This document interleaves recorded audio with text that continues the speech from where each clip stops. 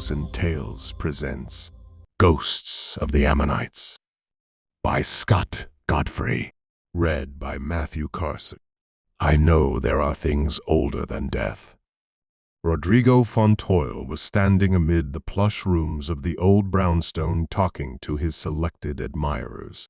Most of them were old widows, necks suffused of pearls and jewels, which sparkled so unlike their eyes, wearing black lace in memory of husbands, most of whom deserved little remembrance and even less pity. But in their mind's eye, their husbands were dashing heroes, valiant and brave, who never had affairs, never raped, never killed, never swore or spat or did anything especially bad, and nothing deserving of death. Even the soldiers fighting for king and country, especially those soldiers. I would speak of the city of the 1,000 pillars, where the whispering darkness is often heard, where the ghosts of the past beckon. I would speak of the mad prophet who learned what those before death know, and I would reveal his wisdom to you. Rodrigo was a tall, dashing man in his late 50s, pretending to be 35. His hair was slicked back and black, his suit pressed perfectly, his hands in white gloves, his body tense as if summoning the spirits of the dead. Of course, though he was in his late 50s, he made up the city of pillars, had no great words of wisdom, and he hadn't yet relieved himself of the wine he had drunk earlier in the night. Still, after a long ramble about the immortality of the soul, after explaining to the women gathered about the oak round table, its legs curling like strange vines to the ground, amid bookcases filled of books he'd never read, and a globe showing countries meant to be destroyed in 30 years. During the Great War, he would pick out 2 or 3, pretend to channel their dead husbands, have sex, say goodnight, then do the whole spiel next week. He was a very matter-of-fact prophet. He didn't ask much money. The women he suspected guessed he was making a lot of things up. He didn't believe his own words, and he didn't say anything beyond that men were good. These women good in bed, and he proved life was vast and varied, and fear of the beyond superfluous. So, when the dawn came and he turned to see Mary, her white hair trailing along his right shoulder, and Catherine, her white hair trailing along his left shoulder, he was mildly surprised to notice movement on the far table. He carefully rose, resting the pair of them closer together as if that hadn't happened before, and moved toward the movement on the dresser by the far wall.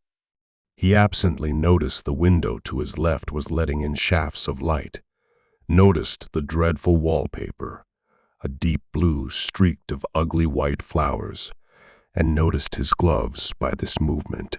He noticed all this because this wasn't his bedroom, and in his line of work, remembering any detail could save his life. Especially since Mary's son lived here and might not take too kindly to the man psychically impersonating his father, and most likely someone else's father, at the same time. The movement was like leaves swaying, and when he came to the object, he didn't know what he saw.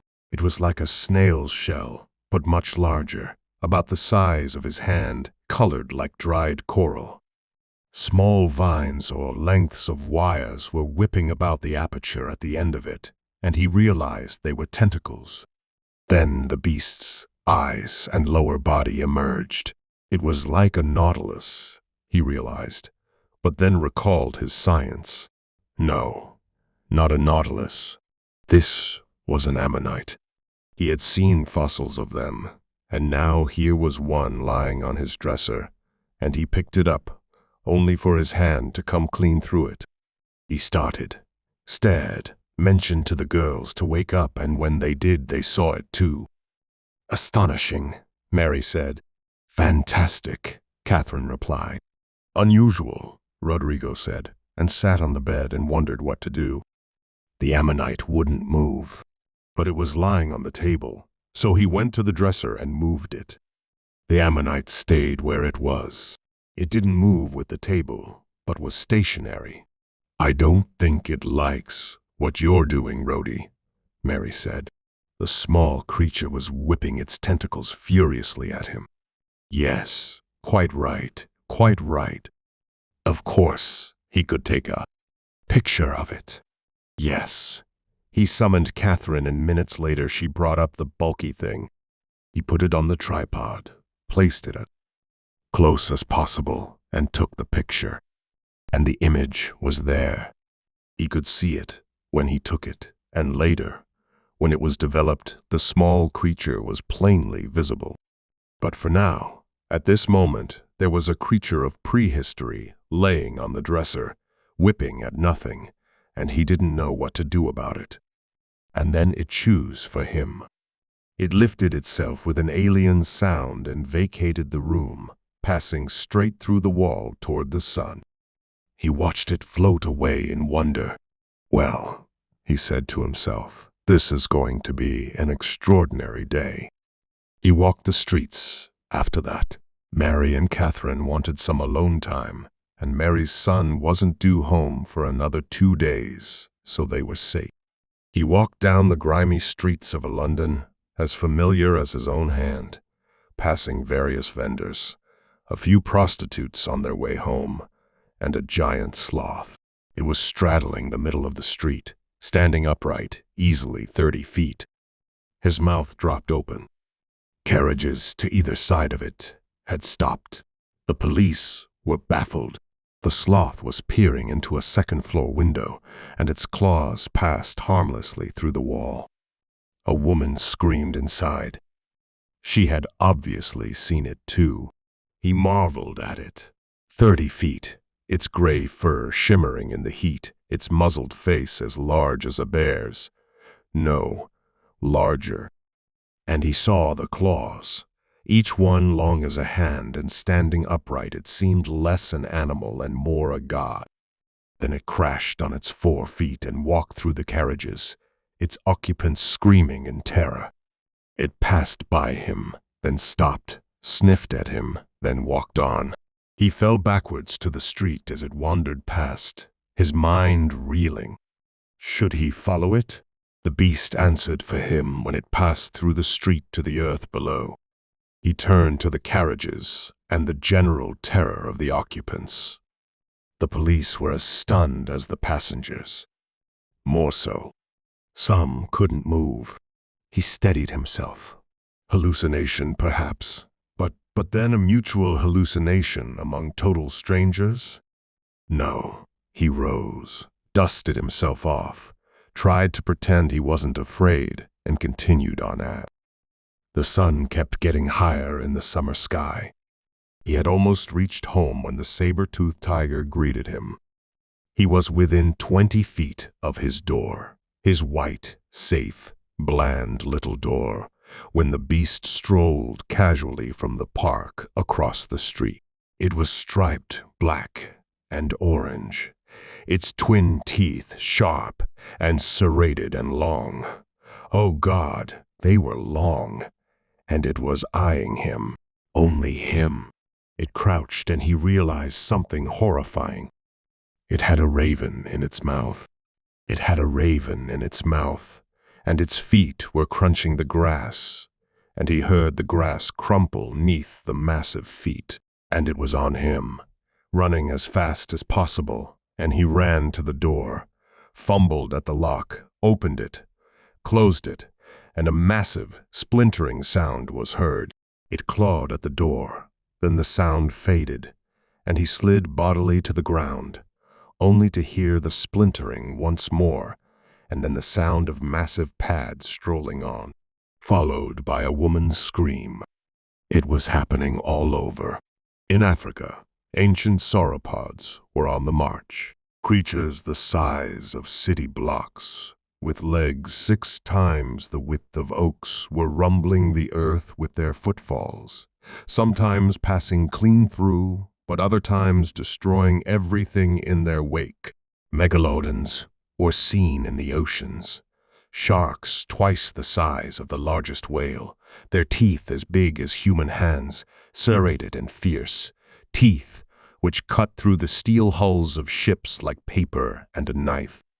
Ammonites were flying in the sky in their millions, then crashing to the sea, then rising again.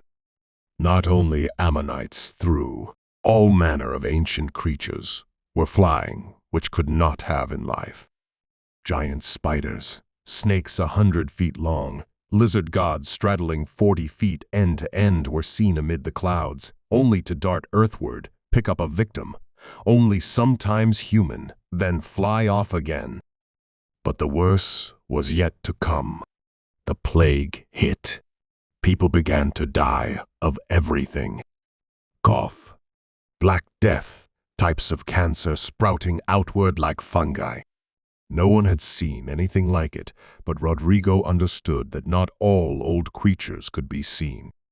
There, amid the air, were microbes, dead and long-buried bacteria, and viruses passing clean through sky, through walls, through windows, and across oceans, and through time herself. And not only them. How many cancers had claimed a life? How many tumors? How many forgotten pieces of misfiring flesh had killed? Now, they too were returning, passing and haunting the descendants of the ones they had first killed. All the ghosts were returning without thought to species, or time, or place.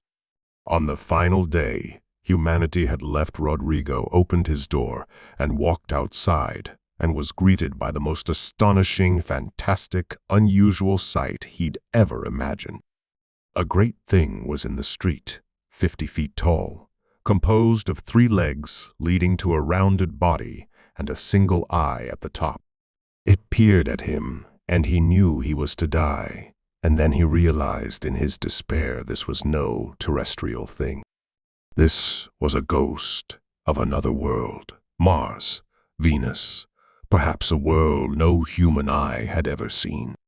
And he turned, for he did not want to see the final blow, turned upon the faces, bodies, and forms of creatures unimaginable, creatures so fantastic and terrible and wonderful he had no words to describe them, as the final blow fell.